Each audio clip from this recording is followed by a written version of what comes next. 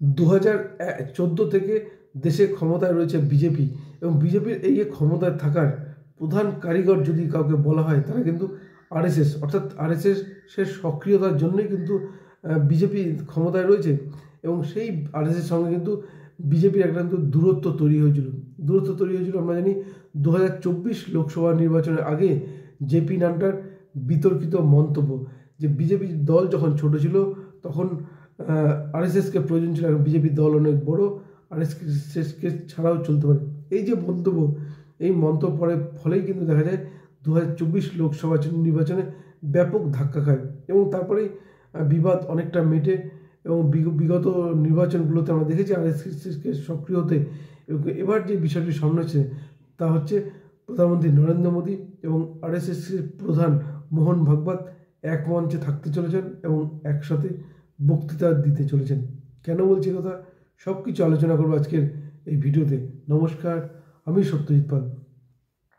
2014 থেকে ক্ষমতায় বিজেপি, দেশের প্রধানমন্ত্রী নরেন্দ্র মোদী, অর্থাৎ এই যে 11 বছর দীর্ঘ সময়, এই সময় কিন্তু নরেন্দ্র মোদী একবারই তার আতুরঘর বা তার যেখান থেকে পথ চলা শুরু, সেই আরএসএসের সদর দপ্তর নাগপুরে গিয়েছিলেন, এবং সেটা 2024 লোকসভা নির্বাচনের আগে নীতিন গডকরি হয়ে প্রচারে। এছাড়া তিনি কিন্তু জানেন, এবং যদি বলা যেতে পারে আরএসএস মোহন ভাগবতের সঙ্গে কেবল একবারই মঞ্চ শেয়ার করেছিলেন, এবং স্বাভাবিকভাবেই অনেক প্রশ্ন উঠে যায়। এবং আরও যেটা বললো যে মহাকুম্ভ হলো, সেই মহাকুম্ভ কিন্তু স্নানে যাননি আরএসএস প্রধান মোহন ভাগবত। ফলে অনেকগুলো চর্চা বিতর্ক কিন্তু রয়েছে যে কোথাও কি আরএসএস এবং বিজেপির মধ্যে দূরত্ব তৈরি হয়েছে। দূরত্ব ছিল লোকসভা নির্বাচনের আগে জেপি নাড্ডার যে মন্তব্য, তার ফলে দেখা যায় বিজেপি কিন্তু যথেষ্ট খারাপ ফল করে, এবং যার ফলে কিন্তু লোকসভা নির্বাচনের পর আরএসএসের সঙ্গে একটা কিন্তু দূরত্ব মেটানোর চেষ্টা হয়। এবং তারপর আমরা তার ফল দেখেছি। আমরা হরিয়ানায় আরএসএস অতি সক্রিয় হয়ে ওঠে, মহারাষ্ট্রে সক্রিয় হয়ে ওঠে, আর যার ফলে বিজেপি কিন্তু যথেষ্ট ভালো ফল করেছে। এবার সেই আরএসএস প্রধান মোহন ভাগবতের সঙ্গে এক মঞ্চে বক্তৃতা দিতে চলেছেন দেশের প্রধানমন্ত্রী নরেন্দ্র মোদী। অর্থাৎ যা ঘোষণা যেটা শোনা যাচ্ছে, আগামী 30শে মার্চ নাগপুরে আরএসএসের প্রাক্তন মাধব সদাশিব ওয়েলকার নামাঙ্কিত মাধব নেত্রালয়ের যে নতুন ভবনের উদ্বোধন হতে চলেছে বা শিলান্যাস অনুষ্ঠান, সেখানেই একসঙ্গে থাকবেন প্রধানমন্ত্রী নরেন্দ্র মোদী, আরএসএস প্রধান মোহন ভাগবত। এছাড়াও এই মঞ্চে থাকার কথা মহারাষ্ট্রের মুখ্যমন্ত্রী দেবেন্দ্র ফডনবিস এবং প্রধানমন্ত্রী নরেন্দ্র মোদীর কঠোর বিরোধী তথা কেন্দ্রীয় মন্ত্রী নীতিন গডকরি। ফলে স্বাভাবিকভাবেই অনেক দূরত্ব এবার কি ঘুচে যেতে চলেছে। আমরা যদি দেখি রাম মন্দিরের শিলান্যাস অনুষ্ঠানে প্রধানমন্ত্রী নরেন্দ্র মোদী এবং আরএসএস প্রধান মোহন ভাগবত ছিলেন, এবং রাম মন্দিরের প্রাণ প্রতিষ্ঠাতেও কিন্তু একসঙ্গে ছিলেন। কিন্তু সেখানে প্রধানমন্ত্রী নরেন্দ্র মোদী বক্তৃতা করেন, আরএসএস প্রধানকে বক্তৃতা করেন না। ফলে এরপরে আমরা দেখেছি যে আরএসএসের নিষ্ক্রিয়তার জন্য বিজেপিকে খোসারত দিতে হয় 2024 লোকসভা নির্বাচন, এবং তারপরে দূরত্ব মেটায়, অনেকটা মিটেছে।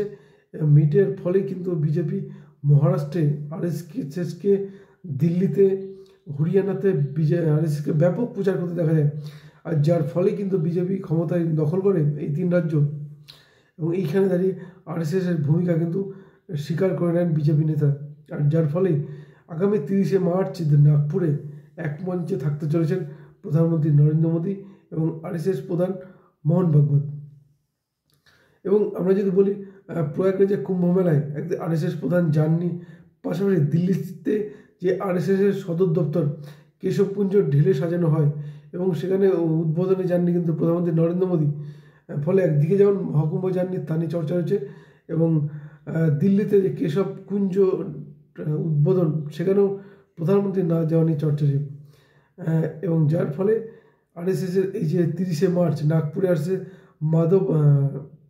আরএসএস প্রাক্তন মাধব সদাশিব ওয়েলকার নামাঙ্কিত যে মাধব নেত্রালয় উদ্বোধন, তার অনুষ্ঠানে একসঙ্গে থাকতে চলে। এবং দুজনে যে এক মঞ্চে একসঙ্গে থাকেন, তাহলে বলবো আগামী দিনে বিজেপি এবং আরএসএস বা অতীতে যেভাবে একসঙ্গে জোট বেঁধে লড়াই করেছে, সেই জোটবদ্ধ অবস্থায় আবার দেখা যেতে পারে আরএসএস এবং বিজেপিকে। কি বলবেন আপনারা? আরএসএস এবং বিজেপির দূরত্ব যেটুকু ছিল, তাও কি কমতে চলেছে? অবশ্যই জানাবেন কমেন্ট করে। ধন্যবাদ, ভালো থাকুন সবাই।